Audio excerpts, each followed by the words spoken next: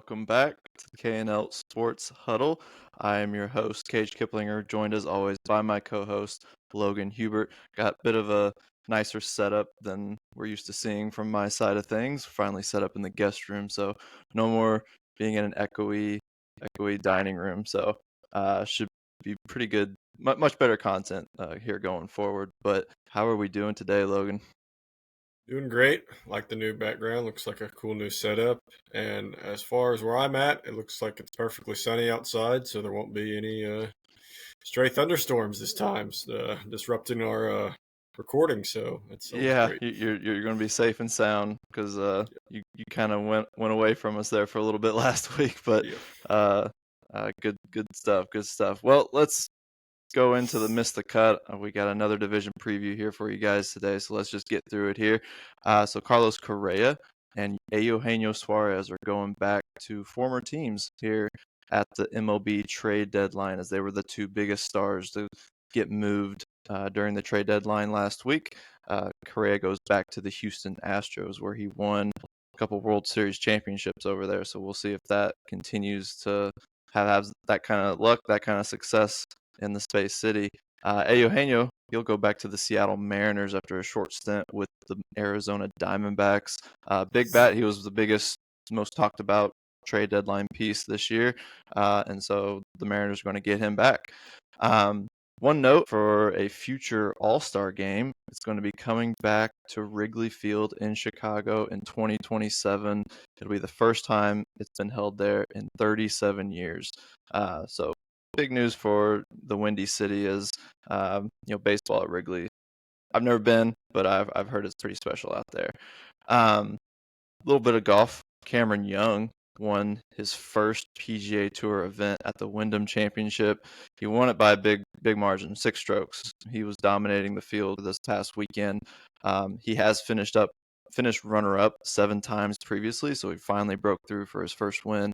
But what this will do for him is he'll move up 24 spots in the FedEx Cup rankings, putting him at 16th and in a driver's seat to be in that final weekend for the Tour Championship. And he'll go from 19th to 15th in the Ryder Cup standing. So he'll need to continue this success if he wants to have a good case going into Ryder Cup season and be someone that Keegan Bradley's going to want to pick. Any notes, any closing thoughts before we head over to NFL? Yeah, congrats to Cam Young. It's always nice to see guys who break through after years of coming this close. Almost saw it with Tommy Fleetwood a few weeks ago at the Travelers. Ultimately, that didn't work out. But yeah, he dominated that tourney. At one point, he had a 9-shot lead, I believe, on Sunday. I think he had a 8-shot lead on Saturday at one point and a 9-shot lead At on its Sunday peak, at one yeah. point. At its peak. Yep. So, like I said, congrats to Cam Young. And I was just going to ask you, you're more of a baseball historian and fanatic than I am. Is there a reason why Wrigley has not hosted an All-Star game in 37 years?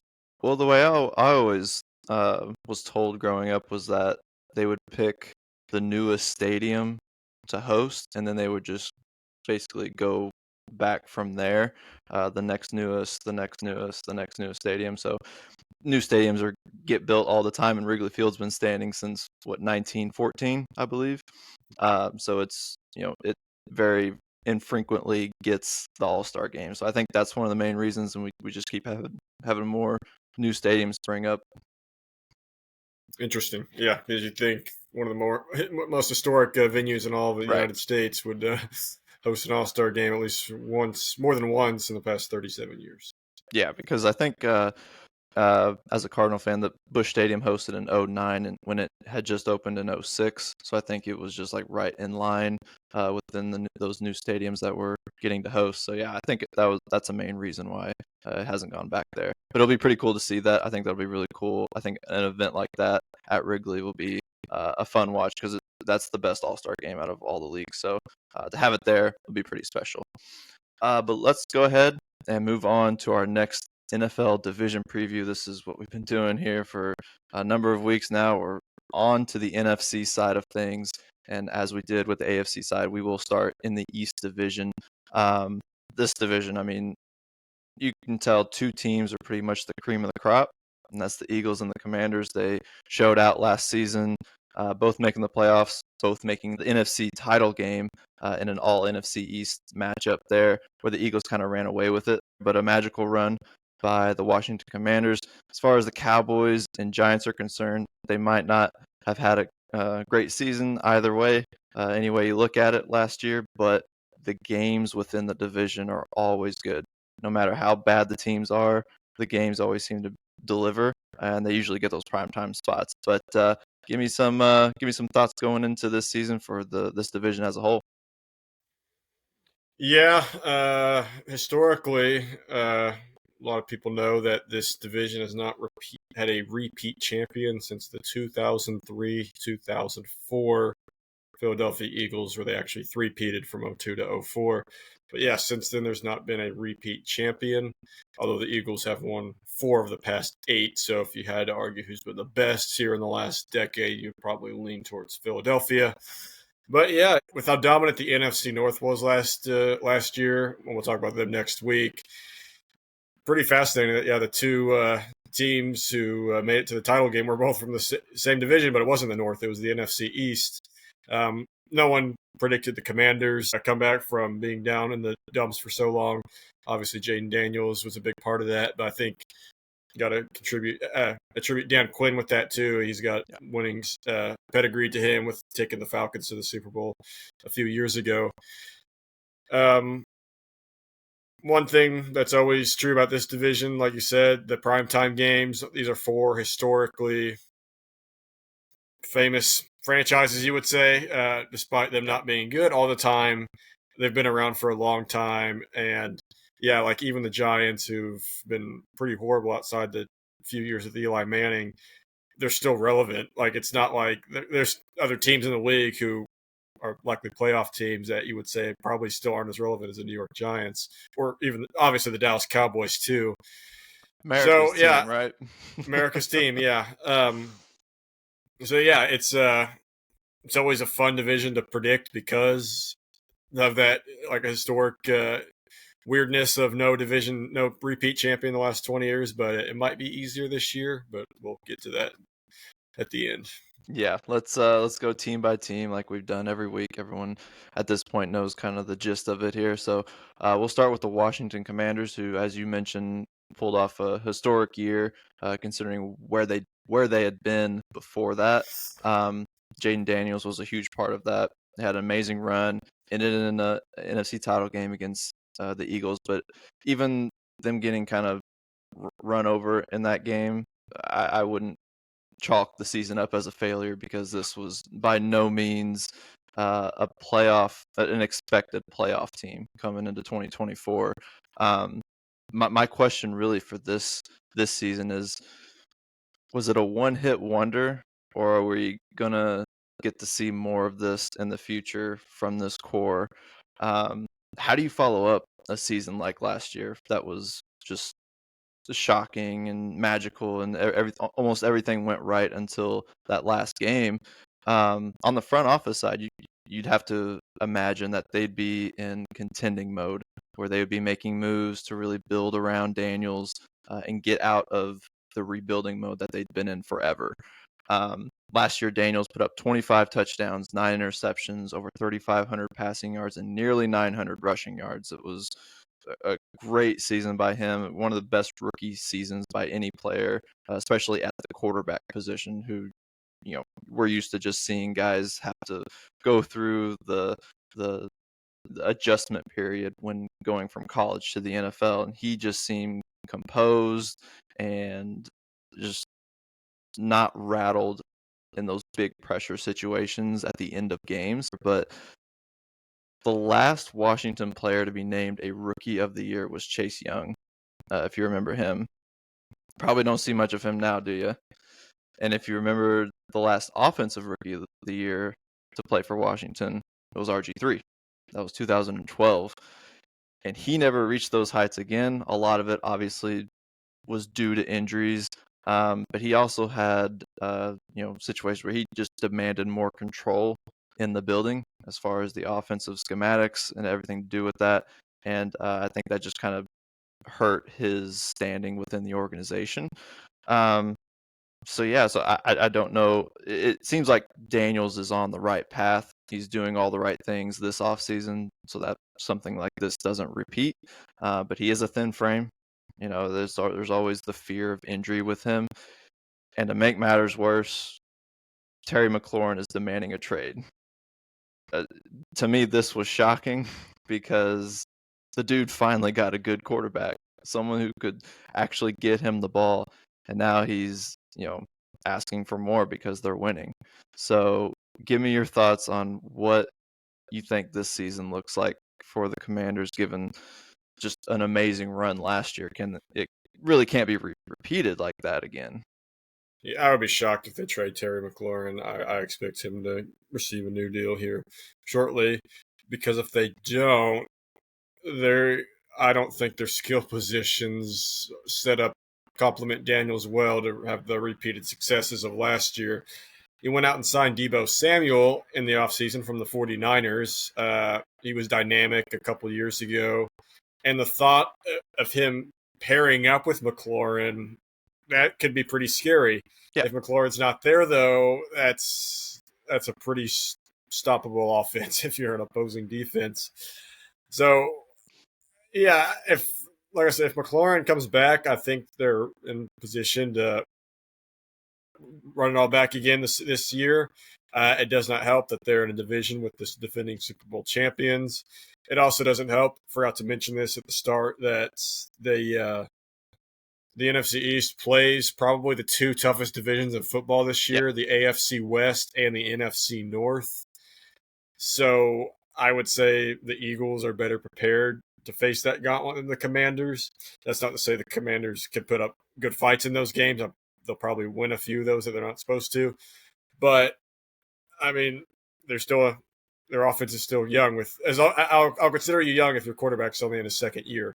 You can have veteran guys around him, but if your QB's only in the second year, I'll consider your offense young. Their defense is also iffy. Philly, which is a historically good team in my opinion, one of the best teams this century, but they just absolutely exposed their defense. Washington's defense in the NFC Championship game. Not just them. I think a lot of teams exposed. I mean, the Cincinnati game. Even Detroit put up a lot of points against them. So, yeah, I think their secondary is okay. Their pass rush and linebackers. I mean, you got Bobby Wagner now, but he's way past his prime. They got Marshawn Lattimore now. I think that, like I said, the secondary, I think it's decent.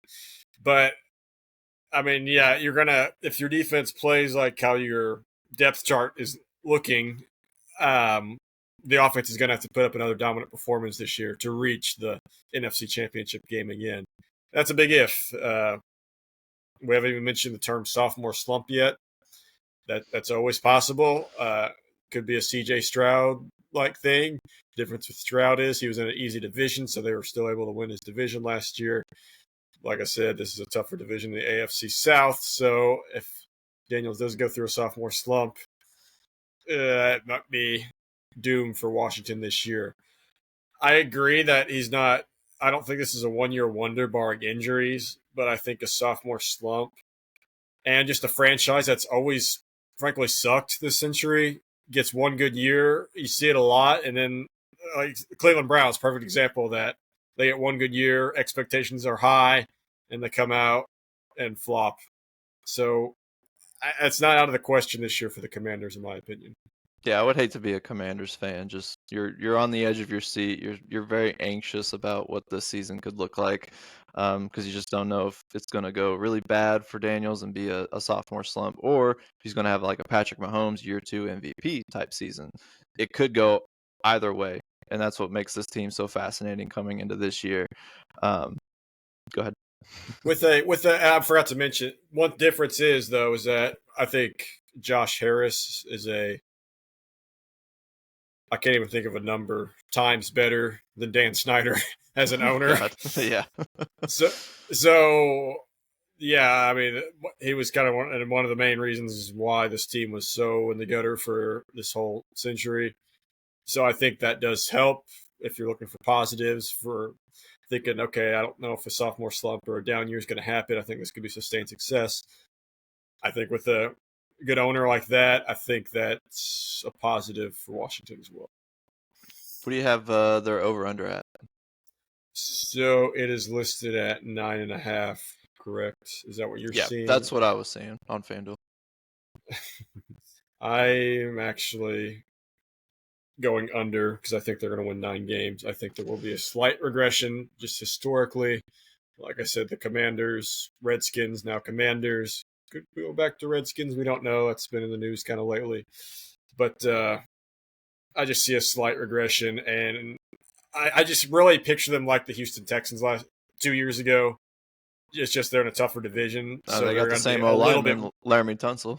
Yeah, I forgot to mention him. Yeah, they have the same lineman too. So they're a slight regression, not full on face plant, but No, I think a slight regression. They'll win 9 games, so that'll be an under for me. I think the organization as a whole is just the foundation's a lot better, and that's really good for a guy like Jayden Daniels who can be just grow and develop within that instead of having to have done that in a Dan Snyder owned organization. I agree with you. Like I would go under. To me, this was my stay away for this division. The line is perfect in my opinion at 9.5 because I do see a slight regression. I don't think they'll win 12. I just don't know how many less it'll be. I don't want to go three less games. So That yeah, schedules and these schedules are no joke either. I right. think that contributes to because some people might be wondering. Yeah, I know they're not a great historically, but still they won 12 games last year. Why is it so low? Well, like I said, you're playing the AFC West and NFC North and the Eagles twice. I mean, that's a And gauntlet. to show how confident Vegas is in that line, it's minus money on either side of it, under or over that 9.5. So to me, it's just a stay away one. Just watch them, and it'll just be fascinating to see which way it goes for them this year. If you're ready, I'm ready to move on to the Dallas Cowboys. And ooh, Absolutely. Yeah. oh man, I know some Dallas Cowboys fans, and they're not gonna like me this week. So last year they finished 7-10. And then Mike McCarthy, their coach for many years, got the boot from. Well, not really didn't get the boot. He just didn't.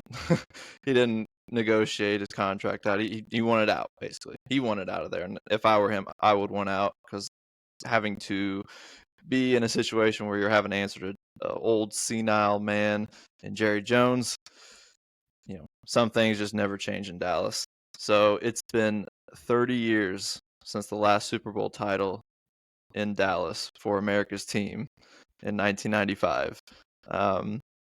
You know, Troy Aikman, Emmitt Smith, all those guys that were legends in the game.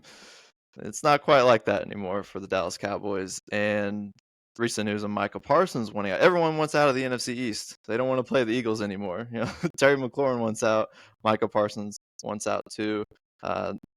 Bit of a contract dispute there as well, but this is par for the course for the Dallas Cowboys as Jerry likes to take his time and end up having to pay more, much like the Cincinnati Bengals. So I definitely feel Cowboys fans' pain, but I mean, if you get rid of your best defensive player, I mean, what hope is there for you on that front line? But Jerry Jones pretty much got another discount coach in Brian Schottenheimer after a pretty successful era in the McCarthy. Yes, they could never get over the playoff hump, but he had multiple, three 12-win seasons and won 2 divisional titles. Mike McCarthy did. And Brian Schottenheimer, for anyone who doesn't know him, most of you probably don't because he was the offensive coordinator for Dallas who didn't even call plays. And he's now the head coach and going to be calling plays for the first time since getting fired by the Seattle Seahawks in 2020. So that's your coach, right? You had a Super Bowl champion coach in Mike McCarthy, and now you've got a career assistant. And I don't love this situation at all. You're already seeing fights breaking out in training camp, multiple days in a row for them at the Cowboys facility. But it all comes down to the fact that Jerry Jones is holding on to a position that he has no business dealing in. So I see the Micah Parsons thing as Jerry Jones just like in headlines. I do believe he will get signed to what he will get with the money he's asking for. I just don't see them making that trade, even though it would be interesting to see some of the offers they're getting because he would. He's worth multiple first round picks in my opinion. Right. Um, but yeah, they finished 7-10 last year.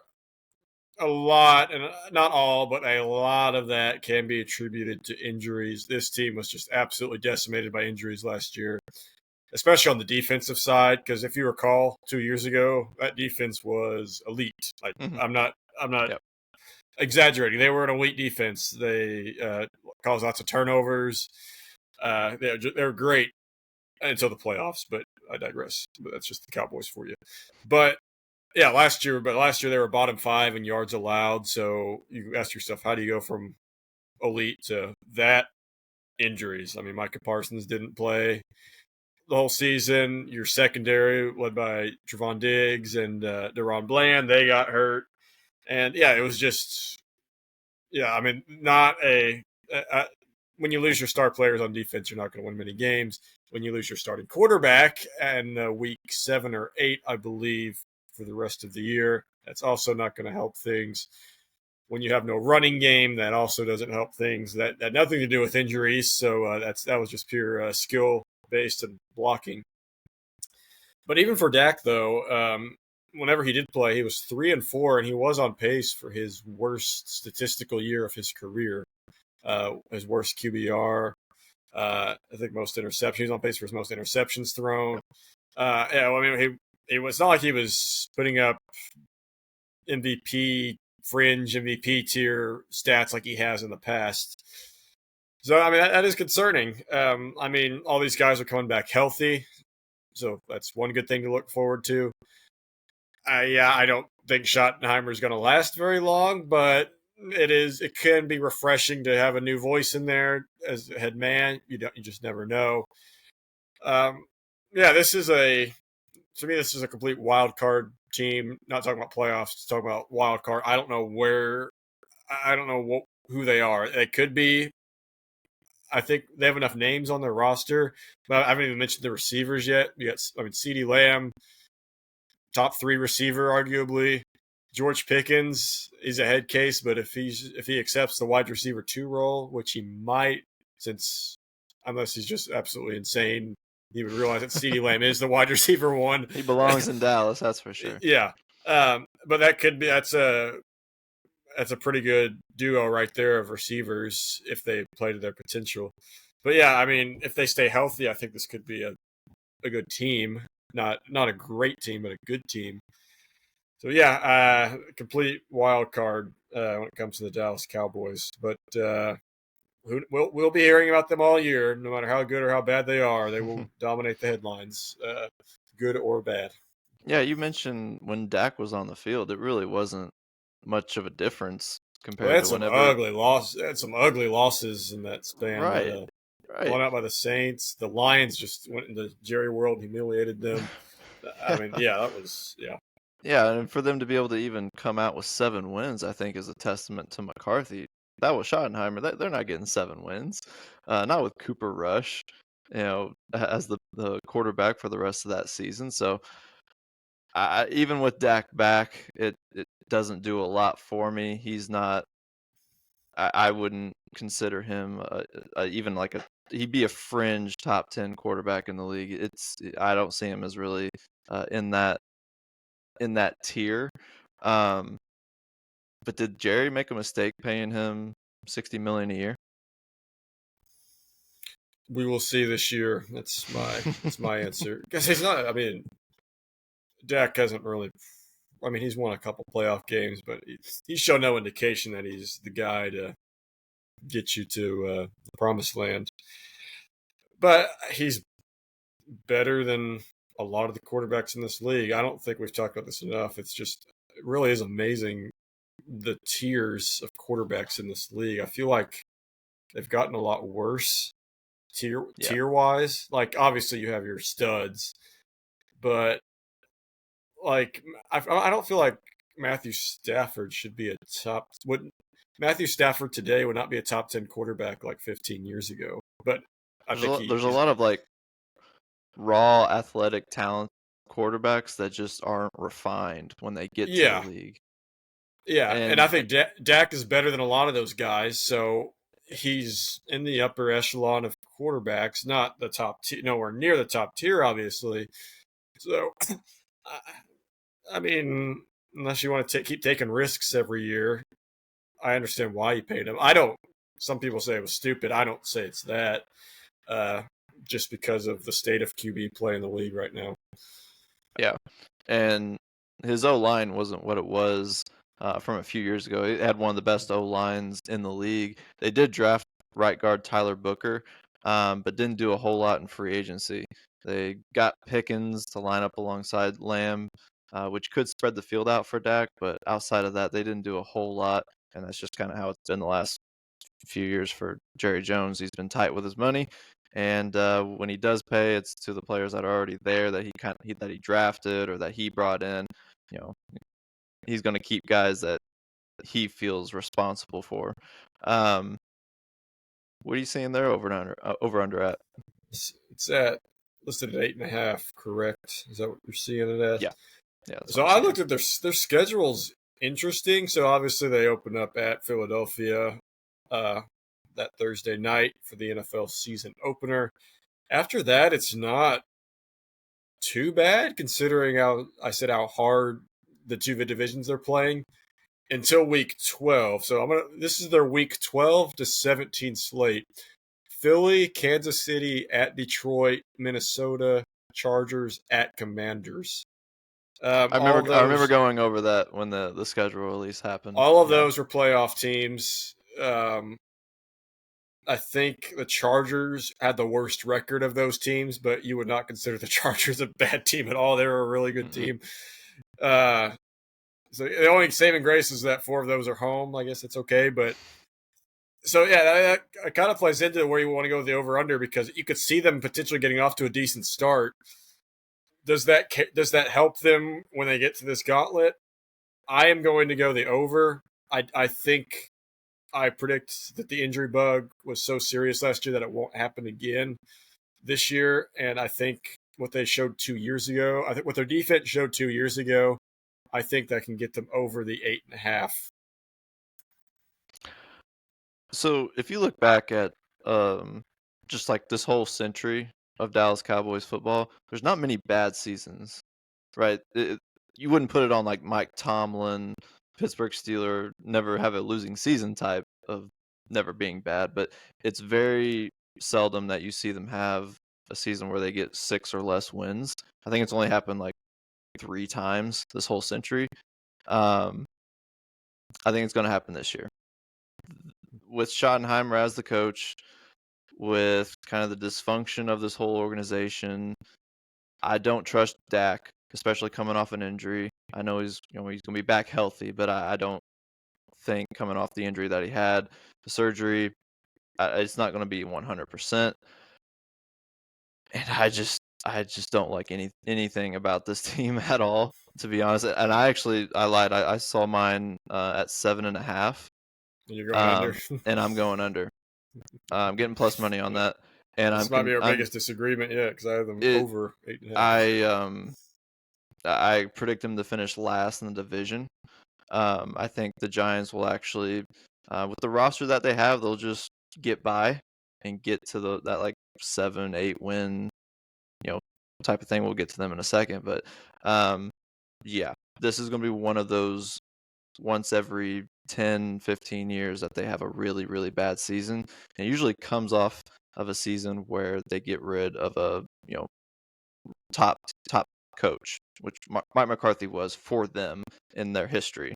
I mean, he's got he's like 4th in winning percentage or 4th in wins and then 3rd in winning percentage all time as a Dallas Cowboys coach. So yeah, I don't like anything about this team.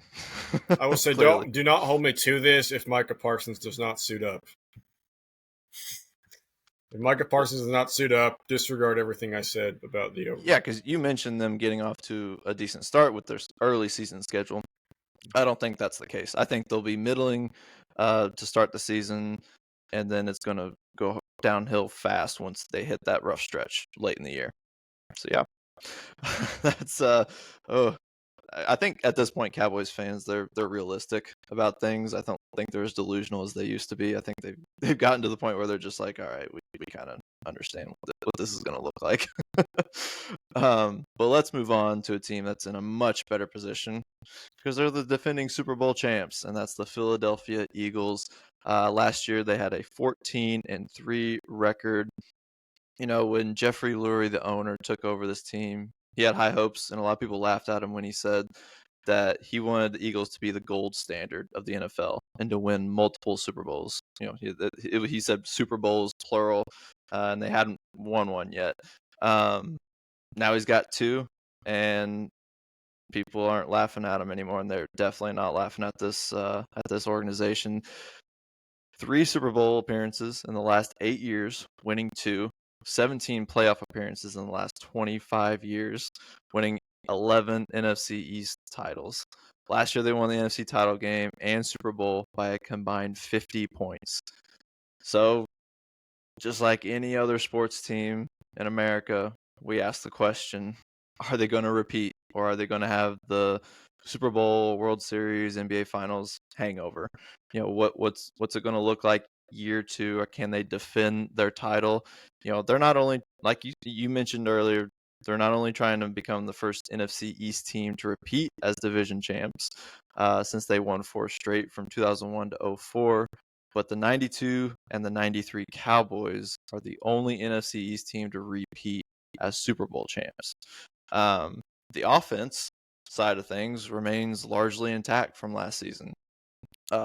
Saquon Barkley put up obviously a magical run last year, but he was used a lot, and it was one of the best seasons because he stayed healthy with all of the usage, with the amount of carries that he got. He had over 2,000 yards rushing behind the league's best O-line. He had another 499 yards in 4 playoff games. So I think that all of that type of production will be tough to repeat. The good thing is he does have A.J. Dillon now. They got him this past offseason, which could lighten the load for him. They wouldn't have to use him as much as they did last year. They did lose Mekhi Becton on their O-line to free agency, but they still have one of the best O-lines. They got Lane Johnson. They got Mailata. Just in the trenches, this is still the best team in the league. And that's largely how they won it last year. They didn't even have to use their talent much on the outside with A.J. Brown and those guys. So first off, just give me your thoughts on them from an offensive side of things. Like you said, pretty much all intact from last year. I am getting tired of the disrespect I've been seeing Jalen Hurts getting. Putting guys like Herbert. Herbert's more like skill based, but putting guys like Jared Goff, even Baker, Stafford over Jalen Hurts. I mean, if you recall, so Jalen Hurts has been to 2 Super Bowls. He's won one, won the MVP. Played well in both. I mean, you could argue he was the MVP of the other Super Bowl. He was, yeah. I think he was the best player in that Super Bowl against Kansas City. It's just they called that pass interference call on. He could have had a game-winning drive too if that pass interference or the holding call wasn't called in that at the end of that Super Bowl. Yeah, I mean he's a winner. He's shown up clutch in the moments. I mean, if people want to ban the tush push, they say it's bad for football. I say it's not a skill. No one else has figured it out. Like, right. I mean, it's a skill. It's a skill that no other quarterback's figured out, and he does it so effectively. I mean, I think that should go on his resume of how that should have him ranked over guys who haven't won anything, or guys like even over. I think Stafford. I keep mentioning Stafford just because I just saw him on that list of top 10 quarterbacks, which I agree with, but he's just nowhere near Hurts at this moment in his career or in Hurts' career. So, yeah, I just want to get that off my chest. I feel like Jalen Hurts is a top 5 quarterback. I think he's number 5 in my opinion behind the 4 AFC guys. Yeah, just tired of the disrespect. Saquon is the wild card here. Already mentioned that term with the Cowboys, but that's just because he had a full-on healthy year last year, and the history of Saquon Barkley shows that that is a rarity in the NFL. So you mentioned A.J. Dillon. That is a good running back, too, to have that can take the load off. But if Saquon goes down, that's a steep fall off in production if you're relying on A.J. Dillon to be your running back 1. So that could be a concern if Saquon doesn't remain healthy, which history shows that might not happen this year. But they can always fall back on their receiving core. It's incredible. A.J. Brown, Devontae Smith, Dallas Goedert. I mean, you can just rely on those guys. And Jalen Hurts running the ball. I mean, it's a pretty incredible offense. Like you said, the offensive line is also elite. One thing you mentioned, they went 14-3 last year. If you think about it, including the playoffs, they started off the year 2-2. They ended up winning 16 of their last 17 games, including the playoffs and Super Bowl. That one loss was that loss at the Commanders where Hurts got hurt in the first quarter, and Kenny Pickett had to play the rest of the game, and that was at the Commanders, and they barely lost that game. So, like I said, this was truly a dominant team last year. I think one of the best teams of the 21st century. Got off to a mediocre start with that. Saquon got off to a hot start. I remember that because he was on my fantasy team when he scored those 3 touchdowns week 1 in Sao Paulo, Brazil. But they got off to a kind of weak start with that 2-2, and there were questions about, hey, remember they didn't finish too well the year before. Is this team going to be? I mean, is Sirianni going to be gone by the end of the year? Is time to have questions about Jalen Hurts? No, all those are put to rest very quickly after that bye. They had an early bye week last year. After that, they won 16 of their last 17 games, and might be the title favorites this year. So, kudos to the Philadelphia Eagles. So, offense is explosive, largely intact. Now, the defensive side, a lot of turnover on this side of things. Brandon Graham retires. Josh Sweat and Milton Williams, they lose them to free agency, which they combined for 4.5 sacks in the Super Bowl alone. C.J. Gardner-Johnson got traded out. Darius Slay was released. But this GM, Howie Roseman, has done a great job at drafting young defensive talent over the years. I mean, just look at some of the guys now that they have: Jalen Carter, Jordan Davis, Nolan Smith, Nakobe Dean, Quinyon Mitchell, and our favorite, Cooper DeJean. This year they added Alabama linebacker Jahad Campbell in the first round. Plus, they have one of the best defensive coordinators in the league, probably the best defensive coordinator in the league, in Vic Fangio. So I think this is just their system, their pattern of how they're going to do things. They're going to draft young talent, build that defense up, and once they're out of those rookie contracts and have to be paid big bucks, they're going to let them go, and they'll hold on to the most important guys, obviously. But it's kind of a strategy that's taken over multiple teams, and we see it around the league. But I think the Eagles have done it the best out of any team, and I think a lot of that has to do with Howie Roseman's position as the GM and what he's been able to do in the draft.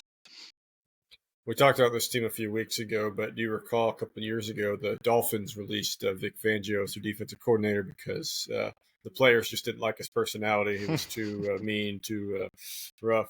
That just shows he didn't belong in Miami. Yeah, it just shows you the exact. That's why Miami is showing no signs of winning anything anytime soon. Because Fangio is just one of the best defensive coordinators in the league. So, they're going to be relying on young guys a lot this year on their defense. You mentioned, losing Milton Williams. They're going to have to rely on their, Nolan Smith, Jordan Davis, youngsters up there on the front to fill that role. Recent history of the Eagles shows that they will do that job just fine. They spent their first 5 draft picks this year on defensive players. Like you mentioned, Jahad Campbell from Alabama. They're going to be using him. The issue is, and it might not be an issue, but sophomore slumps or just slumps can happen to not just quarterbacks. Like when you rely on young defenses, like it's I've seen it before with teams. You rely on young guys; they play out of their minds early on in their career, like early, and you think, okay, this guy is going to be really good, and then you unfortunately that turns out to be their peak, and they just kind of slowly have a decline. Not saying that's going to happen, but it's not out of the realm of possibilities because it's been shown multiple times. So yeah, they've lost a few veterans, so that will be interesting. But they have, like I said, one of the best coordinators in the league. I think they'll be able to figure it out. You could maybe see some high scoring games early on in the year. Like you could see them having to rely on their offense more early on in the year to win some games. But I would not be surprised towards the end of the year if that defense locks in. Yeah. On the discussion of them being the gold standard of the league, um, most people probably wouldn't want to say that in an all-time sense. Obviously, Patriots and Chiefs, what they've done this century, but this is the one team that's beaten them both in the Super Bowl, and at this moment in time, they are the gold standard. They are the best team in the NFL, and I would have them favored as the Super Bowl champs. I know I got an alert today that they're no longer the favorites anymore. I don't know who is at this point, but I would, you know, I would pick them as the favorite to go all the way. So you're the over under for this one. I was seeing at 11.5. Yeah, Uh, there was it's a good always a line. there's always a Super Bowl hangover. This is my stay away line. There's always a Super Bowl hangover.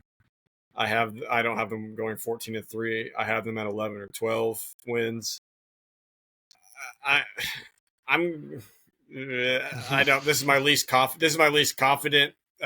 So if I'm wrong, I'm wrong because I would not bet this in real time. But I could see them winning 11. I might see the under. I really do think this schedule thing is really tough for all four of these teams. I think it will wear on them over time. Yeah, Um, it is interesting. The last three games of the year they get the Commanders twice and at the Bills in between those games. I don't really like that. I hate that they arguably the two best teams in the division don't play each other until the last 3 weeks of the year. I don't like right, that, but right. it is what it is. And then at Buffalo, that might be tough too. So, yeah, it'll be like I said, not very confident in it, but gun to head, I would go under, but I not much under. I think it'd be 11-6 is where I'm seeing them this year. Yeah, I thought 11.5 was a good line. I am going over. You do get plus money on it, plus 110 at this point. Um, I think there'll be a slight regression, but I don't think it'll be too much of an issue for a team like this. If it was a team like Cincinnati or Miami that found a way to win a Super Bowl with a super talented air raid offense, then I would say, okay, That yeah, would be the there's probably easiest. gonna be. Those would be the easiest unders in history. Yeah. But with a team that's this good in the trenches, and that's how they win, and it's very methodical. Um, I'm comfortable going over with this one. Not 14 wins. I do have them at 12 right there. So it's not a super confident pick, but I think 11 wins would still win this division just with the teams that are in it and the regression I'm going to see from the Commanders. Yeah, I think I'll go over with plus 100 on or plus 110 on 11.5. Last team to talk about here is the New York Giants. Last year they finished 3-14. Surprisingly, owner John Mara didn't give the boot to general manager Joe Schoen and head coach Brian Daboll. But this season they are probably the hottest seats in the NFL right now are those two positions.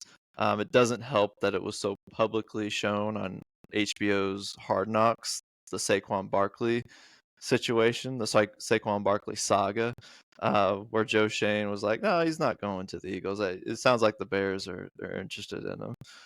And then he goes to the division rival, puts up an MVP type season, and wins a Super Bowl to your in division rival. That to me would have gotten them the boot 9 times out of 10. But Mara doesn't want to be that guy that just gets rid of guys when things are not going so well. But this season, they've got Russell Wilson. I'm not too big on that, but the deep ball could improve a lackluster offense. They were tied for last place last season in explosive plays of 20-plus yards. So the moon ball that did so well for a few weeks in Pittsburgh could do well for a few weeks in the Big Apple. They drafted Abdul Carter, which that'll be the guy that actually I think gets the most eyes on him with this team. Definitely bolsters the D-line. And then the one guy that's going to be interesting to see from this season to next season is if there's going to be much of a development of Jackson Dart. We don't know if he'll even see the field this season. If he does, it'll be very seldom when they're getting blown out, or if by chance he gets to play in those last couple of weeks of the season. But his development will be a key storyline with a pretty good quarterback draft class coming in next year. Will they hold on to him and stamp, put down their foot and say this is our guy for the future, or are they going to try to get somebody else in next year's draft? Yeah, they're in a weird spot right now. I will say though, their defensive line is no joke. Like No joke. it's elite. Like honestly, their defense is not bad at all. So yeah, their D line: Brian Burns, Kayvon Thibodeau, Abdul Carter they just drafted, and Dexter Lawrence. I mean that's. I don't care how good your offensive line is, you're going to have your hands full against those four. Uh, I think Bobby Okereke and Micah McFadden make a good linebacking core. Their secondary's not a huge fan, but if you can generate pass rush, you're going to be able to scare some teams this year. So I will say that. Malik Neighbors, fantastic rookie year for a terrible Giants team. That shows you how good he potentially could be. Could be the next LSU guy to take over the wide receiver one discussion in the league. But yeah, I made this clear several weeks ago. I was not a fan of the Russell Wilson signing. It's like our first episode when we. That was our first episode. I still don't like it, but I kind of understand what you're doing now. I guess. I mean, they also signed Jameis Winston. So is he supposed to be is Dart even going to see the field this year? Like, is Winston going to be your QB, your backup if Wilson goes down? Or,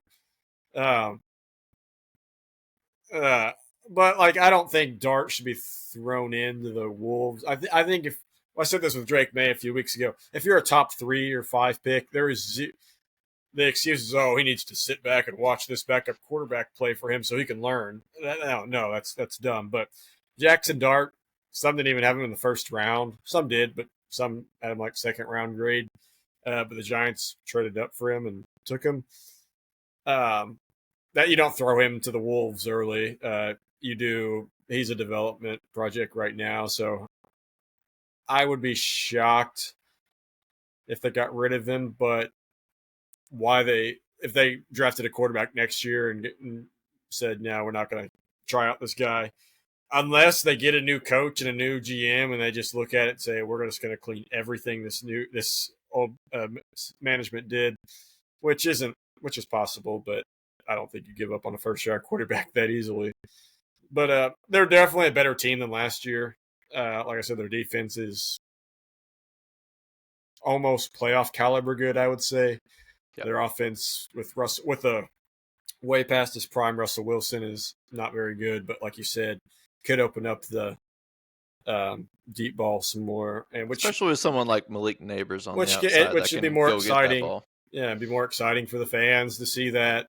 I think the Tyrone Tracy, and they drafted Cam Scatabo from Arizona State. That could be an interesting running back combination. Like, I think they'll be more enjoyable to watch, right, than in the last few years. Even with Russell Wilson at quarterback, I think there is some intrigue here with this Giants team. Yeah, I'm seeing their line at 5.5. Is that where you were seeing it? Yes, and we mentioned earlier on an earlier podcast, I think when the schedule came out, their opening is just weeks 1 through 8. Open up at Washington, at Dallas. Dallas is, say whatever you want about Dallas. Dallas has owned the Giants. Dak Prescott's owned the Giants in his career. So at Washington, at Dallas, Kansas City, Chargers, at Saints, Philly, at Denver, at Philly. The only game that you would say they have a chance to be favored in is at New Orleans. All those, there might be double-digit underdogs in those games. So you could see them getting off to a horrible start and then might throw Dart in there just to see if they got anything, or they'll keep Wilson. Who knows? But I don't, because of, if that was like towards the end of their season, I would maybe feel a little more confident in the 5.5. But I could see that gauntlet breaking them, and then they just went to the finish line. They will improve on their 3-win total. It'll be at 5. It will not be. It will not reach past 5.5. So I will take the under. I'm gonna take more plus money here. I'm gonna go over 5.5. Say they're gonna get to that 6th win, double their win total from last year. I think their defense, like you said, is a playoff type of defense, and I think Wilson has just enough juice to at least get them over that 5.5.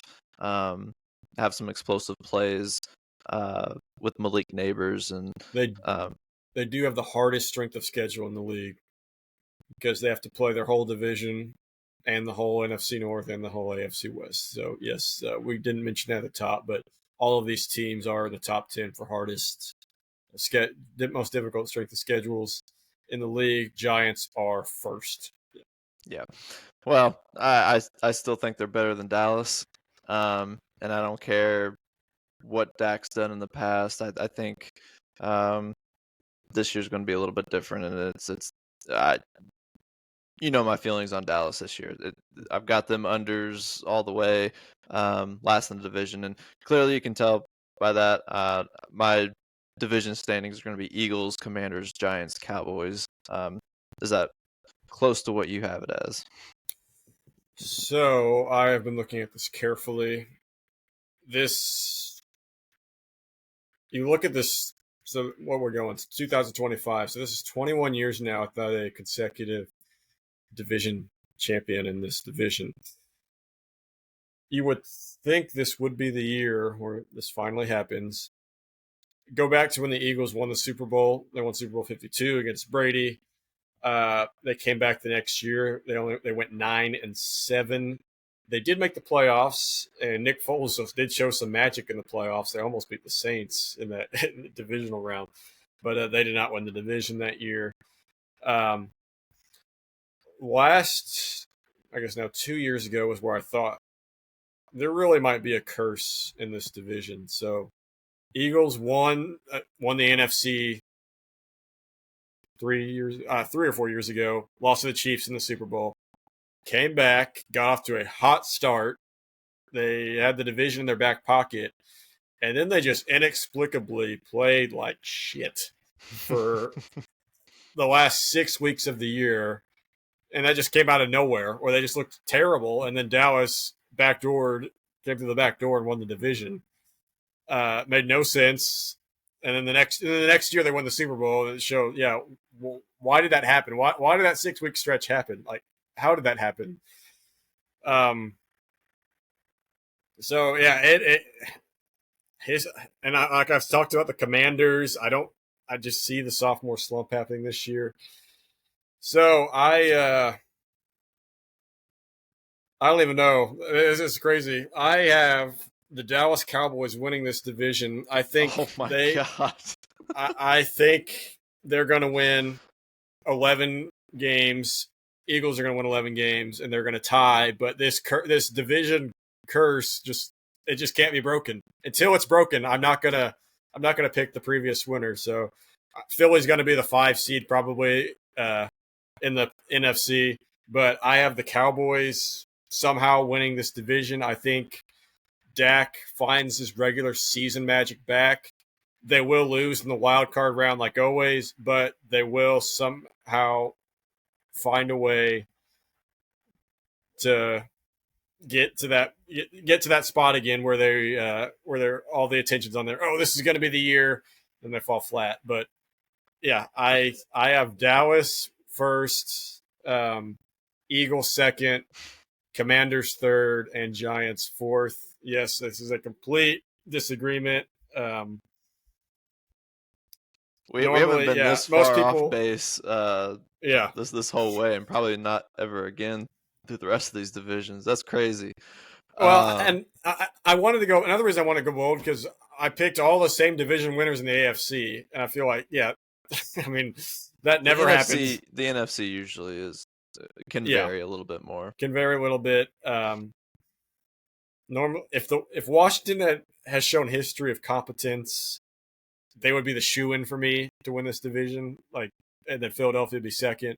I clearly see Philadelphia as a playoff team still, Yeah. um, but I just don't trust Washington, so that's why I have Dallas, who has won the division a few times in the past with Dak as their quarterback.